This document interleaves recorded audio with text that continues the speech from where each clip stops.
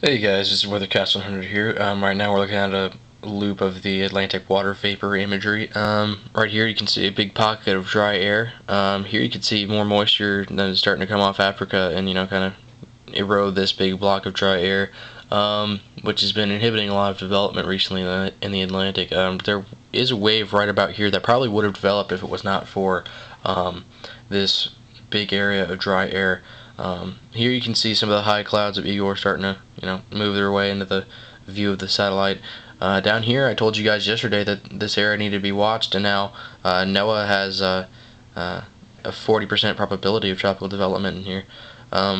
So, like I said, this area needs to be watched, needs to continue being watched, because that probably will slowly develop because of this big block of dry air, but it will develop nonetheless. Right here, this is basically what I'm thinking currently. This track might take, possibly up into this area, or it might just, come into, Central America or something like that. But with Igor's a little bit more tricky. We pretty much know what's going to happen as it gets out into about, this general area. But after that, it could go, this way, or it could come up in here and then turn back this way if the trough leaves it behind.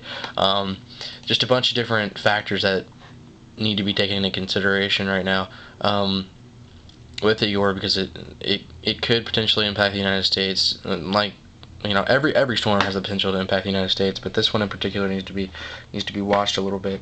So like I said, with this one right here, this little 40% probability area, this will probably slowly develop, and then somewhere in here become tropical cyclone, tropical depression, or named, either one. And then move up either into the Gulf of Mexico and then turn west, or move into Central America. Either one of those factors is possible. And then the wave after that, which is sitting right about here with Igor, has probably a better chance of impacting the United States than Igor does. It'll probably move something like that, probably further west and probably south of west, even possible with this. Kind of a similar track to, I don't know, I guess, like, what, I don't want to bring up any bad hurricanes or anything because I don't want to freak anybody out, but, like you guys remember Ike, or how that formed out here and moved, this way, came up down here, went up through Cuba, and then into the Houston area. That is a similar track with this next wave coming off. It's just going to stay south. I don't know if it's going to develop into a very intense system or not, but it is over warm water, low shear aloft, so it's got the potential for development. Right now, here's the the current shear that we have, what we're looking at, and wind patterns aloft. Right over the Gulf of Mexico, there's a bunch of shear, and any systems that meander into that'll basically get torn apart. It's kind of what happened to Gaston in this area. Is this dry air, along with the shear aloft, just eroded the storm and shredded it completely. Some of its remains are in here, and we'll probably try to meet up with this system that just came off South America and is slowly drifting north. But we'll see what happens with that.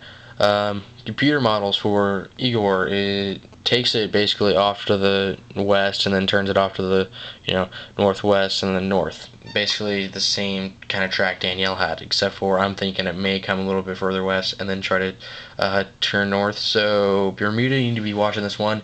Definitely probably need to be watching this one, as it may impact you guys. Forecast path for Igor. Keeps it at a tropical storm until Sunday, and then upgrades it to a hurricane, and by 8 a.m. Tuesday has it at a Category 2 hurricane. It is possible that it probably will become a major hurricane somewhere in this area. These waters are very warm, and air patterns are definitely favorable for development. Alright guys, well, stay tuned. This is Weathercast 100.